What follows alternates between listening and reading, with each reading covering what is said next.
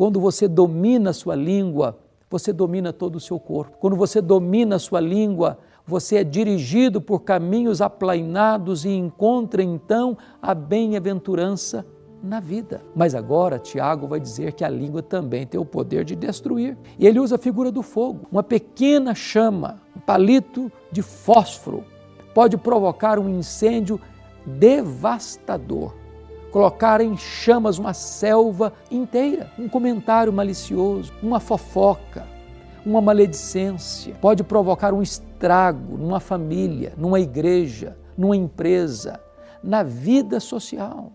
Quantas pessoas destruídas pela maledicência. Esse pecado é tão grave que a Bíblia diz que o pecado que mais a alma de Deus abomina é o pecado de jogar um irmão contra outro irmão.